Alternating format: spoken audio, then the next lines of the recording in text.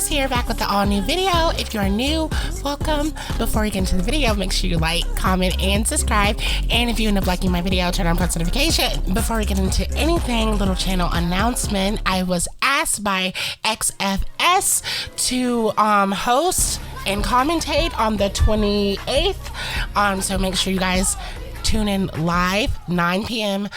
Central Standard Time and catch Krincess. Thank you. Krincess crew, y'all better be there. I'm excited to see some new talent. I'm excited to see what these fighters are bringing to the table with different cameos, and I'm excited to see the competition. Okay, moving on to the video. So I had reached out and ended up bumping heads with Icon Living. If you haven't checked out his channel, he's a pretty amazing person so far, and he brings pretty good content.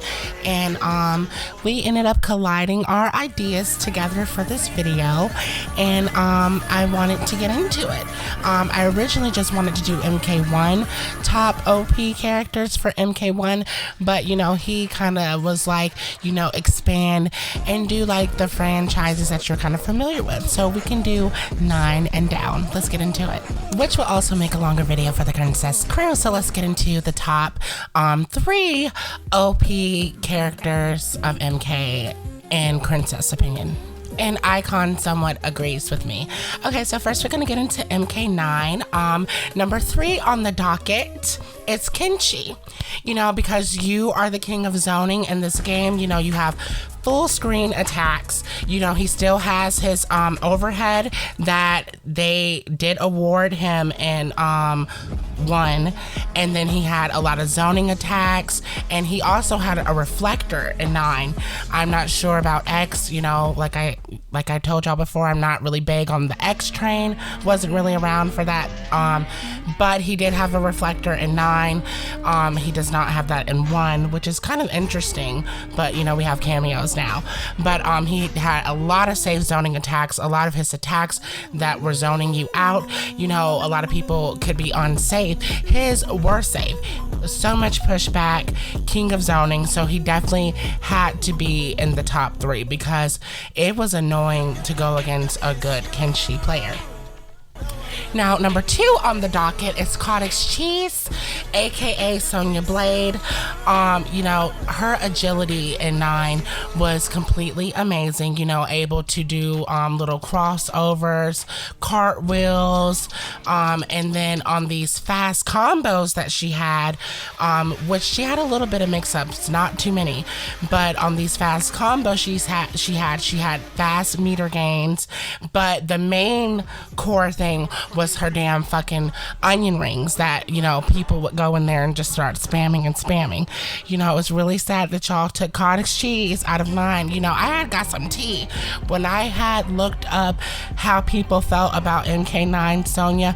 It was a lot of tea, you know, using her anti-air to using her kiss of death as an anti-air, and then going in with the onion rings over and over again, because I do remember this bitch had extreme recovery on that move, if you really think about it. So you could literally go across the map like a MKX Jackie Briggs and just do that for the rest of the map. Very sad. How pathetic. Moving on. Moving on to the king of I Get Away With Everything. He has made it on the Krincess docket for number 1 of MK9, which also he is S+ tier due to somebody's tier list, and as you can see, Cottage Cheese is below an S tier. She's not on S+ tier, but she is below the king of getting away with everything. You know, if Cabal was in MK1, y'all would be washed, botched, and ran through in Combat League, honey, because he has had so many saved moves throughout the franchises. He's annoying because he gets away with a lot of stuff. A lot of stuff is plus and a lot of stuff is safe. And it's like, when is it my turn? When can I punish you? And that is why he was placed as S+ tier in MK9, not just from his cancels, because I really feel like a lot of people have cancels, you know, a lot of people can cancel and do other stuff like that. that it was really his safe moves. And you could work with that in 11 because of the mechanics, but I don't see y'all working with that in MK1. So it's really funny. I would like to see how Cabal plays in MK1 because, honey, they literally took MK9 Cabal and just placed him in 11, and he was very safe in MK11 too. So not the king of zoning, very great zoning tools. He did have a star shooter in 9 that they didn't bring with him in 11, but he does have very good tactical zoning and counter zoning that he had in 11. But yes, king of spacing, king of plus, king of never getting your turn back, you know, king of getting away with doing whatever he wants to do, period. So for X, I know nobody come for me because I know y'all are gonna say, where's Jason? You know, where's Scorpion and all that stuff. But this was just the Krincess version. You know, I'm gonna put some people on here that I don't feel like kind of get slept on. So for 3, we have Lily Melina. She kind of expanded with X, you know, she like Scorpion, you know, they became known for more than just their teeth and you know, her sai and his spear and his teleport. You know, they expanded the animations. They started making them do more. You weren't seeing Melina stab people and do all this stabby Melina in the other games. So I definitely feel like she had great mix-ups and great extended combos, and she really had really good variations that can really make you feel like you're playing with like a totally different character. So Lily goes for 3. Katana is number 2 because, you know, they had nerfed a lot of characters' armor launchers. They kept hers, which I felt like made her good for pressure and, you know, rush down type of play. And I feel like a lot of good katanas are really known for being pressurized and in your face and rush down, not the zony stuff that you may see in Combat League today. No shade.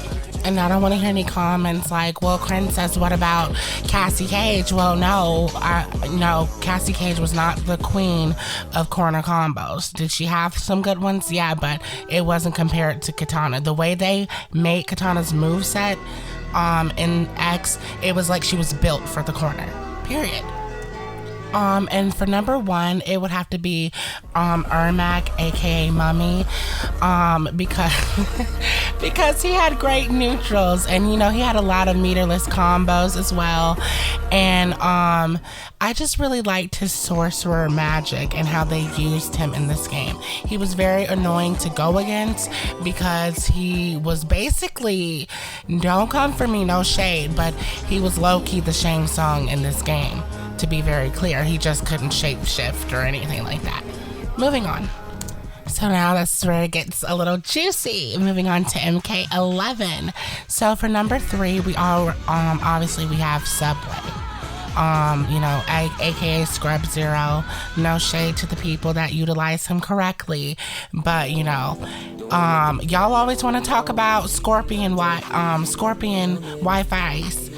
Scorpions, but what about the Wi-Fi Sub-Zeros, the Wi-Fi Scrub Zeros? You know, this man was a walking 50-50, you know, a lot of mix-ups, and even though his slide was supposed to be punishable low-key, allegedly, a lot of characters did not have great startup frames that could punish him from doing that, and so you could be down 1 at any given time, and especially on Wi-Fi, he was just, I don't even have to really get into Sub-Zero. Moving on. And he also had a fast low starter, just wanted to add that. So moving on to Kano, aka Cyclops 2.0, just wanted to add, I never thought this character was original, very basic, and you know, even though I feel like Sonya Blade, aka Cottage Cheese, carries this person's career throughout the game,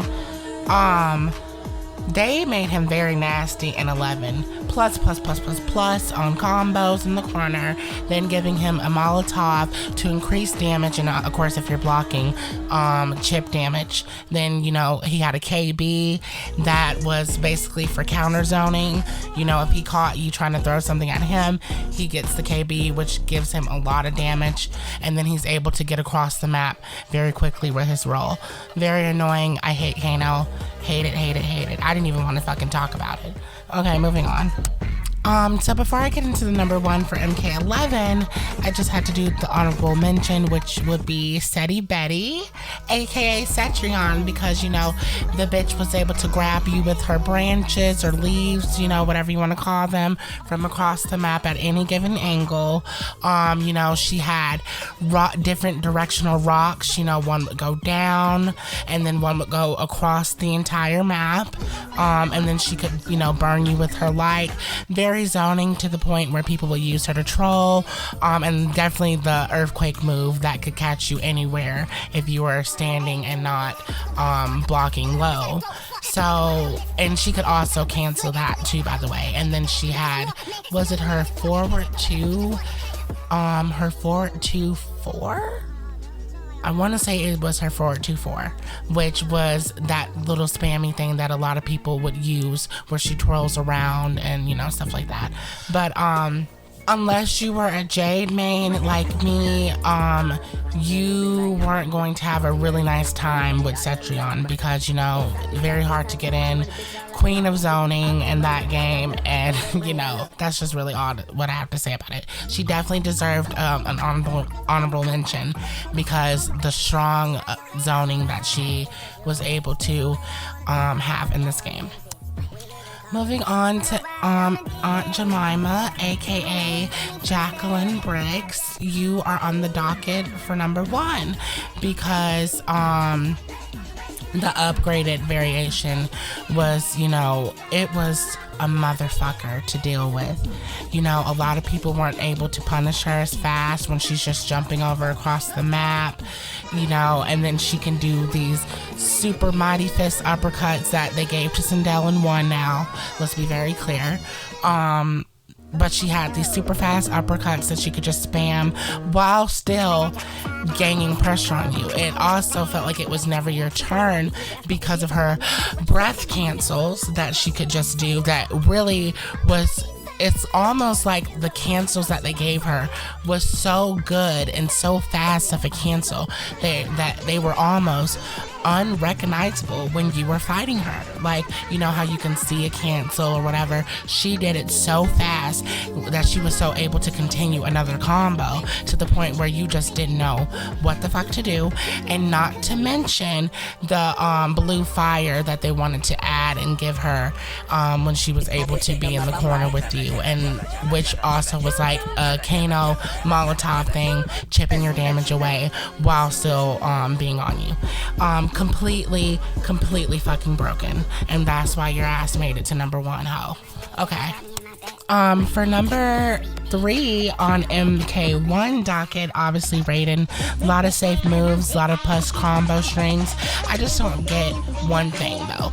With his dash, you know, his little thunder glide, whatever, that was always punishable. Why did they make it kind of safe in MK1? Like, y'all were kind of messy for that.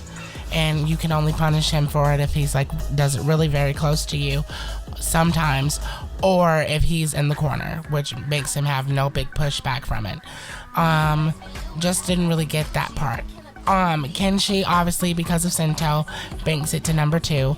You know, if you get his little Sento blade man behind you, it's over for you. It's a wrap. You know, you shouldn't have let that happen. So I would suggest, you know, making sure that you are using a Sub-Zero cameo if you want to fight a really good Kenshi, because there's going to be a lot of zoning, a lot of that overhead move that they love to spam because it throws you off when you're trying to get up from the ground. They love to spam that, so that's what I suggest. And of course, number 1, I'm gonna obviously go to Ashes, aka Dust, aka Gas, you know, Smoke, because this character is completely hard to react to in most cases. Now, I haven't really watched the countering smoke videos. But honey, the fact that you need to make one, what does that tell you? All right.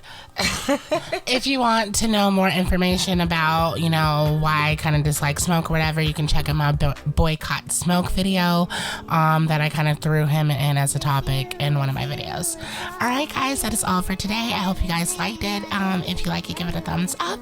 And if you have any suggestions for me, leave it in the comments.